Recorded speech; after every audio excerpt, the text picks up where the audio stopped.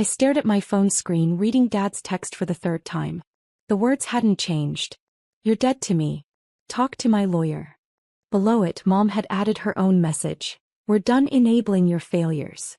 Don't contact us again." I was sitting in my corner office on the 47th floor of the Morrison Financial Tower in downtown Seattle. Through the floor-to-ceiling windows, I could see the city sprawling below, the late afternoon sun turning Puget Sound into liquid gold. My assistant had just brought me the quarterly reports showing my investment firm had cleared $23 million in profits. I typed back a single word, "Okay." Then I made a phone call that would change everything. Growing up, I was the disappointment. My older brother Marcus was the golden child. Varsity football, business degree from Stanford, married to a lawyer, 2 perfect kids. My younger sister Ashley was the creative darling. Art school graduate, boutique owner, Mom's shopping companion and best friend. And then there was me. The middle child who wasted her college education on finance instead of joining the family real estate business. The daughter who chose a boring corporate job over marriage and grandchildren. The one who lived in a depressing apartment instead of the suburbs. What they didn't know was that my boring corporate job had evolved considerably over the past 8 years. I started as a junior analyst at Morrison Financial straight out of college. I was good with numbers. Really good. I could see patterns in market data that others missed, could predict shifts before they happened. Within 3 years, I was managing a $50 million portfolio. Within 5, I was a partner with my own division. By year 7, I'd quietly launched my own subsidiary, Wells Capital Management. We specialized in identifying undervalued tech startups and providing strategic growth capital. Our success rate was 87%, unheard of in venture capital. I was 34 years old and worth $180 million personally. My family knew none of this. To them, I was still Sarah the analyst who pushed papers for rich people. I kept it that way intentionally, because for the past 6 years, I'd been running a very different kind of investment strategy. I'd been keeping my family afloat. It started small. Dad called 6 years ago, voice tight with stress. "Sarah, the real estate market's brutal right now. Your mother and I are struggling with the mortgage. Just for a few months, could you help with $2,000? I sent $2,500 that day. The few months became permanent. Every month, like clockwork, I transferred $2,800 to cover their mortgage. They never asked where the money came from. They never said thank you beyond that first week. Then came Marcus's business troubles. His luxury car dealership was bleeding money, but he was too proud to admit it. When he casually mentioned he might lose his house, I quietly paid off his $180,000 mortgage. I had my attorney structure it as an anonymous benefactor program through a shell company.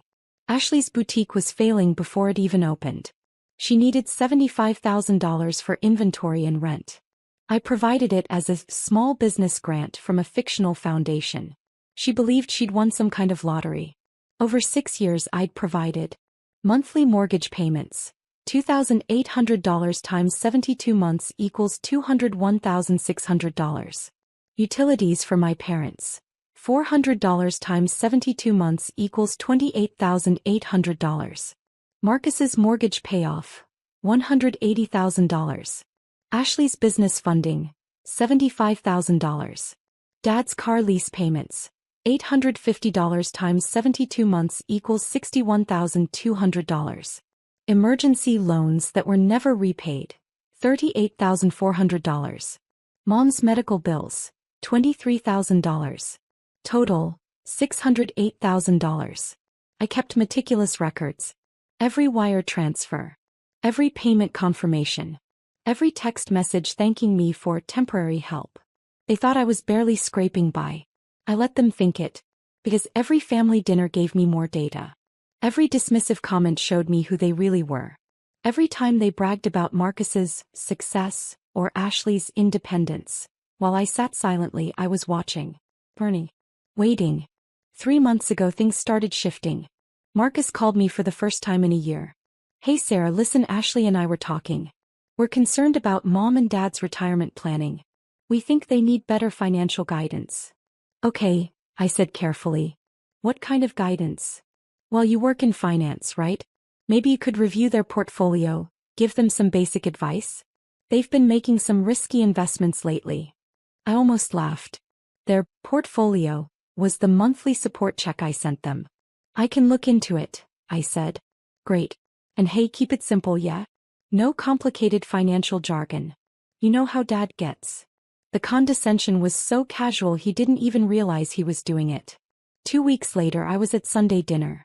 All of us gathered at my parents' house, the house I was paying for.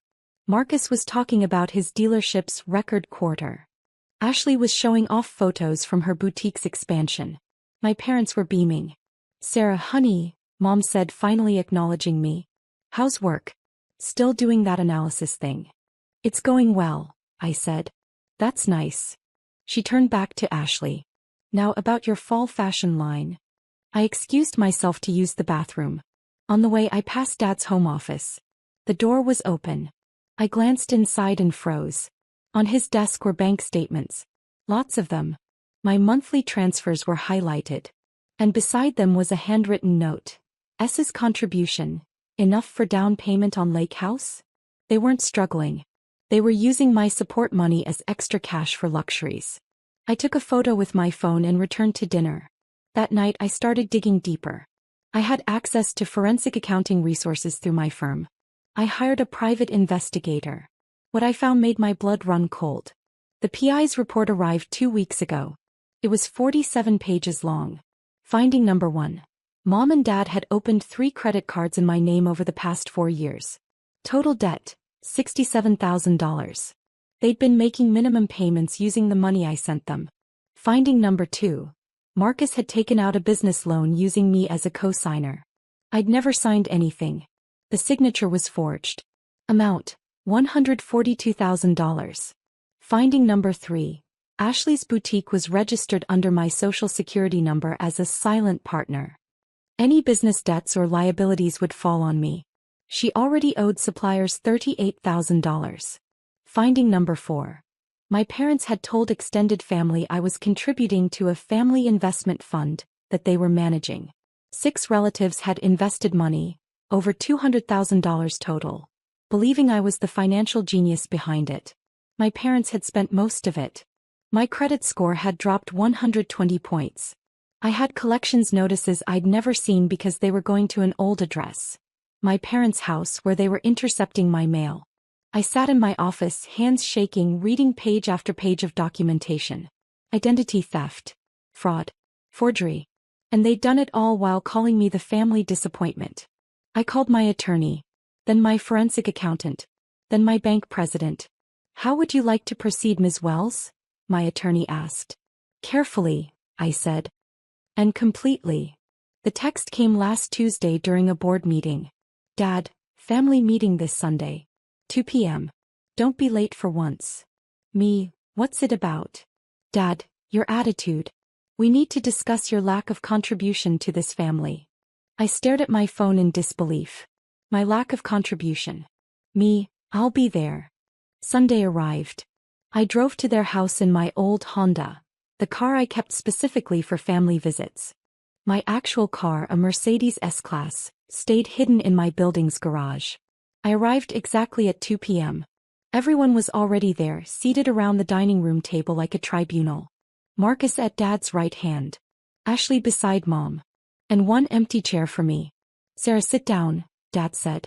Not, hello. Not, how are you? I sat. We've been talking, Mom began, glancing at a notepad. As a family, we're concerned about your future.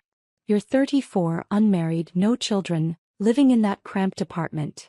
I'm concerned about your financial irresponsibility, Dad cut in.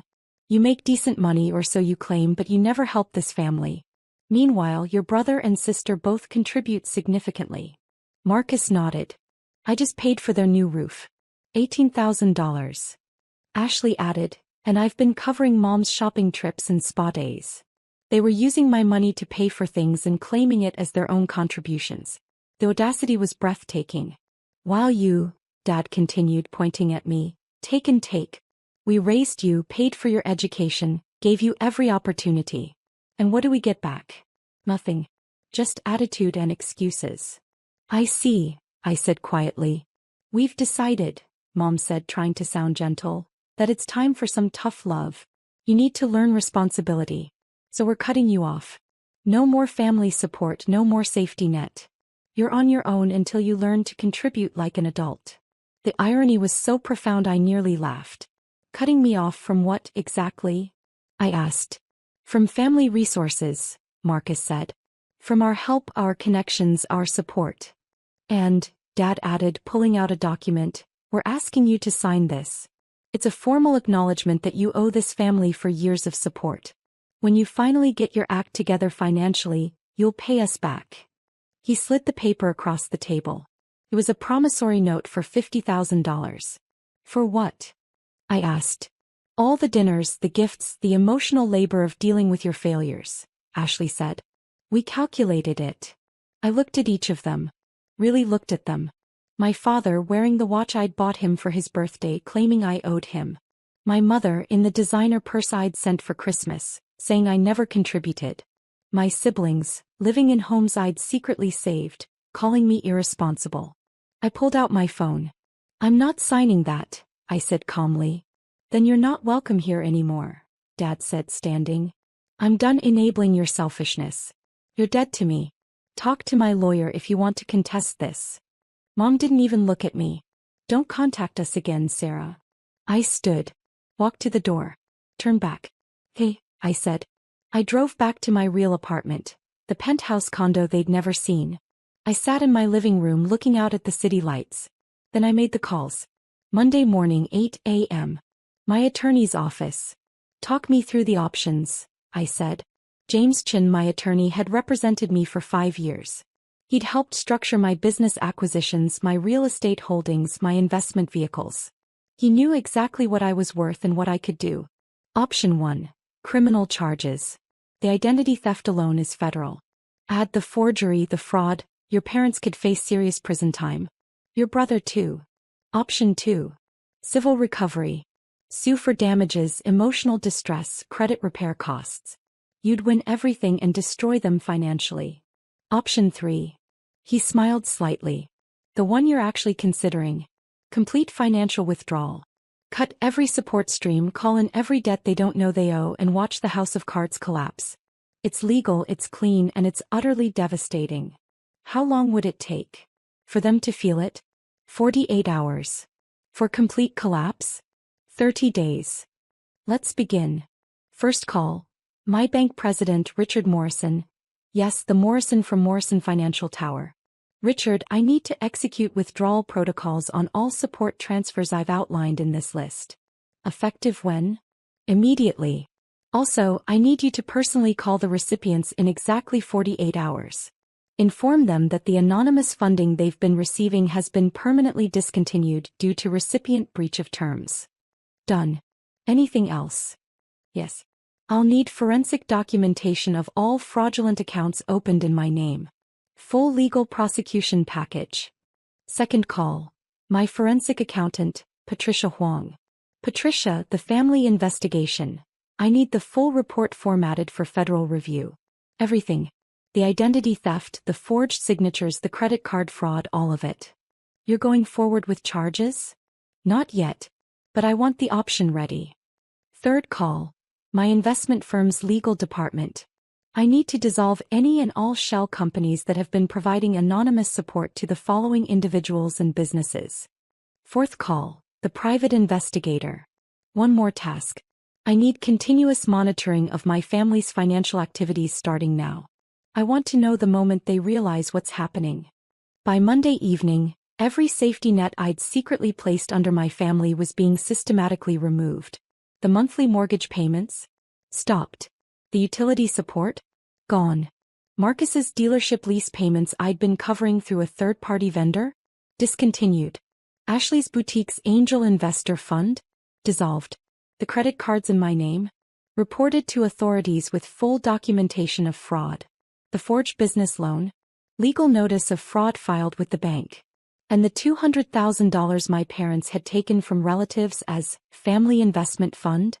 I prepared a detailed report for each investor showing exactly where their money went. My parents' new outdoor kitchen, their cruise to Alaska, their lake house down payment. Then I waited. Wednesday. 11:47 a.m. My phone rang. I didn't answer. She called again. 4 times in 3 minutes. Then a text, Sarah, call me right now. I was in a meeting with a tech startup CEO seeking $15 million in Series B funding. I silenced my phone and continued the presentation. After the meeting, I had 23 missed calls. Mom, Dad, Marcus, Ashley. A few numbers I didn't recognize. My voicemail was full. I listened to Mom's first message. Sarah, I don't know what you did, but you need to fix it immediately. The bank called. They said our mortgage payment was rejected. Call me back right now. The second message 3 hours later, Dad's voice. Sarah, this isn't funny. Our credit cards were declined at the grocery store. The bank is saying something about fraud investigation. You need to explain what's happening. The fifth message, Marcus panicked. Sarah, what the hell is going on? The dealership's lease payment bounced. They're threatening repossession of the entire inventory. And some investigator came by asking about a loan I supposedly co-signed with you? Call me. The 10th message, Ashley crying. Sarah, please, my boutique's accounts are frozen. They're saying something about fraudulent business registration. I don't understand. Please call me back. I deleted them all.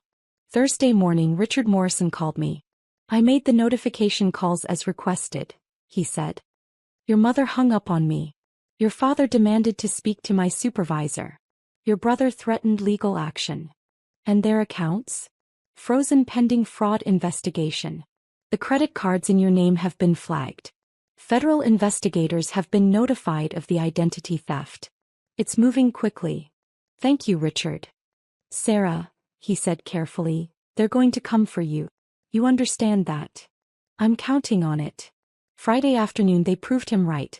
I was in my office when my assistant buzzed. Ms. Wells, there are 3 people in the lobby demanding to see you. They say they're family. Security is with them. Send them up.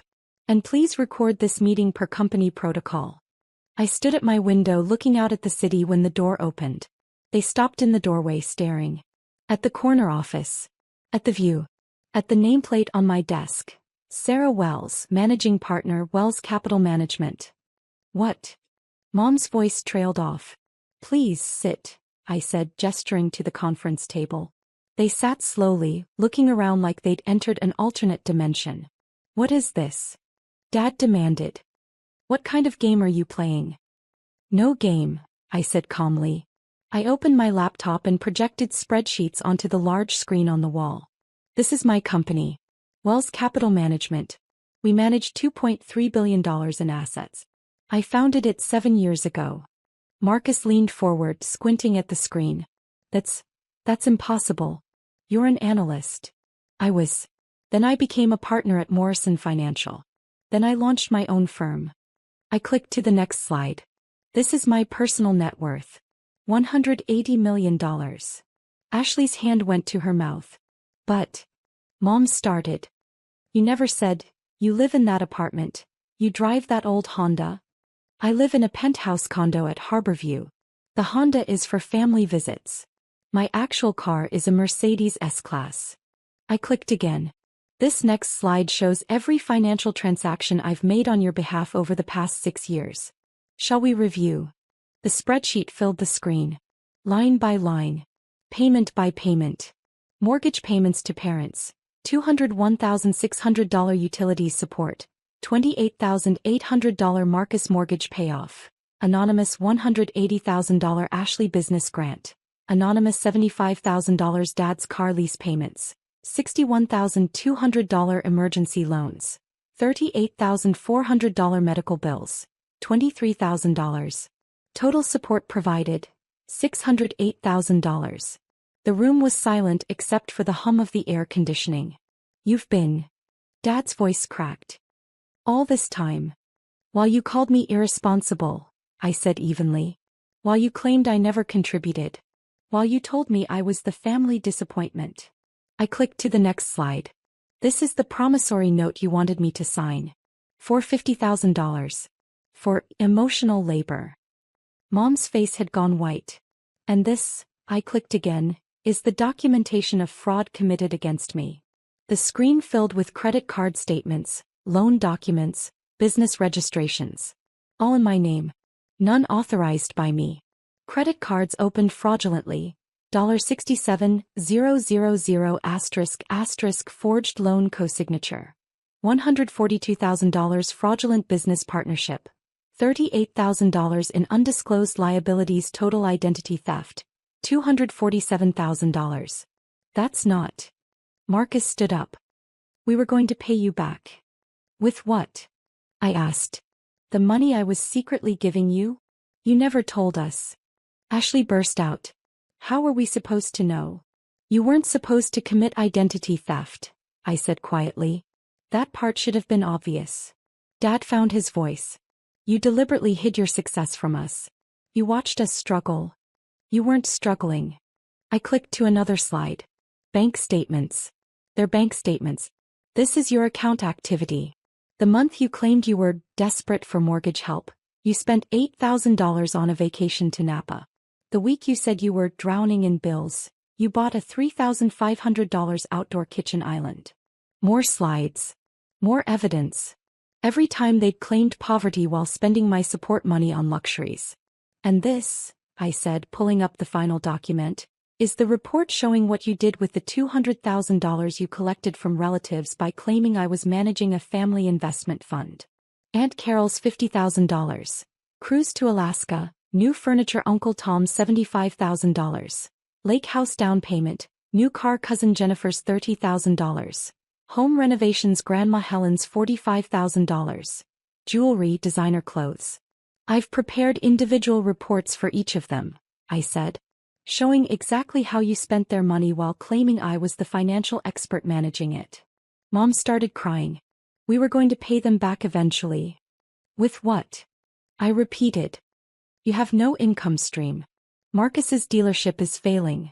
The only reason it survived this long is because I was covering his lease payments. Ashley's boutique has been operating at a loss since day one, surviving only on the grant money I provided. And your house. I've been paying the mortgage for 6 years. This is. Dad stood, bracing himself on the table. You can't just abandon your family. You told me I was dead to you, I said. You told me not to contact you. I'm simply honoring your wishes. We didn't mean. You meant every word. I closed my laptop. Here's what happens next. First, all support I've been providing ends immediately. That already occurred on Monday. Second, I've filed fraud reports on every illegal account opened in my name. Federal investigators are involved. Third, I've notified all family members who invested in your fake fund about where their money actually went. They're filing their own lawsuits. You can't do this, Marcus said desperately. We're family. I walked to my desk and picked up a folder. Inside were printed copies of their texts, their demands, their insults. Every "you're a disappointment." Every "you never contribute." Every dismissive comment over 6 years. This is what you said to me, I said, dropping the folder on the table. This is how you treated the person who was keeping you afloat. You made your choice last Sunday. Sarah, please. Mom stood reaching for me. We made a mistake. We didn't know. You made thousands of mistakes, I corrected. You committed identity theft. You forged signatures. You defrauded your own relatives. You treated me like a failure while stealing from me. I walked to the door and opened it. Security will escort you out. What about the mortgage? Dad asked desperately. The cars? Ashley's business? What are we supposed to do? I looked at him. Really looked at him. This man who was supposed to protect me, who instead had stolen my identity and ruined my credit. I don't know, I said. But you'll figure it out. You're adults. You're independent. You don't need support from your disappointment daughter, remember? Marcus tried one more approach. The family investment fund, we need to make that right. If you help us pay back the relatives, we'll confess everything, we'll make it right. No, I said simply. You'll make it right using your own resources. Or you won't. That's not my problem anymore. Sarah, please. Ashley was sobbing now. I'll lose everything. Like you were willing to let me lose everything when you registered your business under my social security number? When those debts came for me, what were you planning to do? She had no answer. Goodbye, I said. My attorney will be in touch regarding the criminal charges. You have about 72 hours before the federal investigation moves forward. I suggest you get your own lawyers. Security appeared at the door. "Ma'am, please escort these people out of the building. They're not to return." I watched them leave. Mom crying. Dad shaking. Marcus and Ashley in shock. Then I closed my office door, sat at my desk and exhaled. My phone buzzed. A text from Richard Morrison. The mortgage company called them. "Foreclosure proceedings begin in 30 days without payment. Thought you'd want to know." I didn't respond. The fallout was immediate and comprehensive. 72 hours post-confrontation. Mom and Dad's house went into pre-foreclosure. Without my monthly payments, they couldn't cover the mortgage. The bank moved swiftly. Marcus's luxury car dealership had their entire inventory repossessed when the lease payment bounced. The dealership closed within a week. The forged loan I'd reported meant he was now under federal investigation. Ashley's boutique had its bank accounts frozen due to the fraudulent business registration. Her suppliers demanded immediate payment for the $38,000 in outstanding invoices. She couldn't pay. The relatives who'd invested in the family fund filed a joint lawsuit against my parents for fraud and misrepresentation. The amount, $200,000 plus damages. 1 week. Federal investigators contacted me for a formal statement about the identity theft. I provided them with everything. Every fraudulent credit card, every forged signature, every piece of documentation Patricia had compiled. The investigator, a woman named Agent Martinez, looked at the evidence and shook her head. "This is one of the most comprehensive family fraud cases I've seen. They did this for years." "Yes," I said. "And you were supporting them financially the entire time?" "Yes." "Why?" I thought about that. Because I thought that's what family did. I was wrong. 2 weeks. Marcus called from a number I didn't recognize. I answered by accident. "Sarah, please, you have to stop this. The federal investigation, they're talking about criminal charges. I could go to prison." "You forged my signature on a $142,000 loan," I said calmly. "That's a federal crime." I was desperate. The dealership was failing. "So you committed fraud." "We're family." "You keep saying that word. I don't think you know what it means." He started crying. "Please. I have kids. Think about your niece and nephew." "I am thinking about them," I said. "I'm thinking about how you were willing to destroy my credit, my financial future, my entire life to save your failing business. What kind of example is that for them?" "I'll pay you back. Somehow. I'll find a way." "Marcus, you can't pay me back. You have nothing. Your house is mine, I paid off the mortgage. Your dealership is gone. Your credit is destroyed. You're likely facing federal charges." I paused. "You did this to yourself." I hung up. 3 weeks. Mom sent a letter. Actual handwritten letter delivered to my office. "Dear Sarah, I don't know what to say except I'm sorry. We were wrong. So wrong. We didn't see you clearly. We didn't value you. We took advantage of your generosity and then blamed you for not doing more. The house is going to foreclosure. Your father and I are moving in with his sister in Idaho. Marcus and his family lost their house. Ashley's boutique closed. Our lives are falling apart. I'm not asking you to fix it. I know we don't deserve that. I'm just asking you to understand that we never meant to hurt you this badly. We were thoughtless, selfish, and cruel. But we loved you. We still love you. If you can ever forgive us, please let us know." I read it 3 times. Then I filed it with the other evidence. 30 days. The federal investigation resulted in charges. Identity theft, fraud, forgery. Mom and Dad were facing up to 5 years. Marcus was facing up to 10 because of the loan amount. They took a plea deal. Guilty plea, restitution payments, probation. No prison time if they could prove they were actively working to repay their victims. The relatives' lawsuit settled. Mom and Dad signed over their life insurance policies, their retirement accounts, everything. It still wasn't enough to cover the full $200,000. Ashley filed for bankruptcy. Her boutique's debts were discharged, but she lost everything she'd built. My credit was restored. The fraudulent accounts were removed. My score climbed back up 120 points. And I sat in my office looking out at the city, feeling nothing. I'm at a charity gala for the Seattle Children's Hospital. My firm donated $2 million to their new wing. I'm wearing a Tom Ford gown and talking to the governor about education funding. My phone buzzes. A text from a number I don't recognize. This is Marcus. I know you probably won't read this, but I wanted you to know I got a job. Warehouse work. $18 per hour. It's honest. I'm paying child support. I'm rebuilding. You were right about everything. I'm sorry I couldn't see it before. I hope you're well. I stare at the message for a long moment. Then I type back, good luck. Not forgiveness. Not reconciliation. Just acknowledgement. Another text comes through, this one from Ashley. My therapist suggested I reach out. Not to ask for anything. Just to say I understand now how badly we hurt you. I'm working retail. Started paying back the suppliers I owed. It'll take years, but I'm doing it. You deserved better from us. I don't respond to that one. The gala continues. Someone asks me about my family. We're not close, I say simply, and move on. Later that night in my penthouse I look at my bank statements. Wells Capital Management had another record quarter. $31 million in profits. My personal net worth has climbed to $207 million. I think about the $608,000 I spent supporting people who called me a disappointment. About the years I spent hiding my success to avoid their exploitation. About the moment they literally told me I was dead to them. And I realized something, they were right about one thing. That version of me, the one who quietly accepted their abuse while secretly keeping them afloat, is dead. The woman who remains is someone different. Someone who knows her worth. Someone who doesn't hide her success or shrink herself to make others comfortable. Someone who understands that family isn't about blood.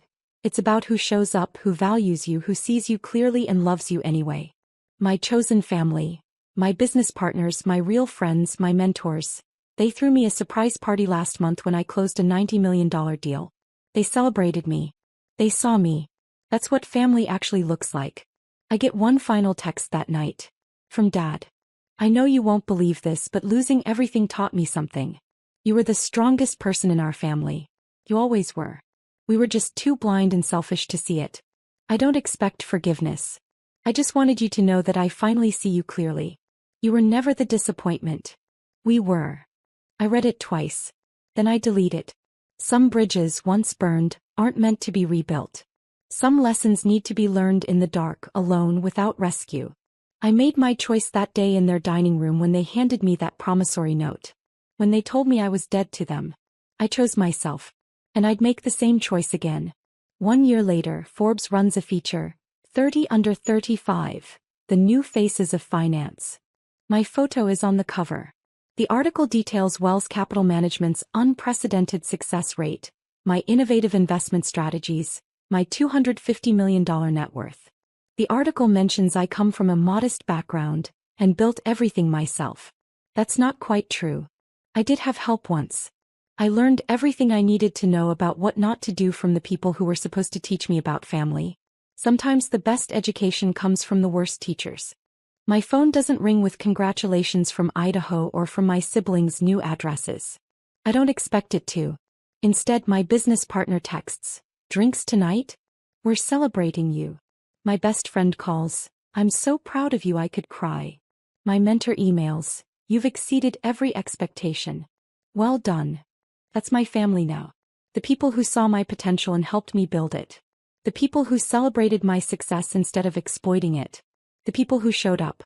I text back my RSVP to the celebration dinner. And I don't think about the $608,000 at all.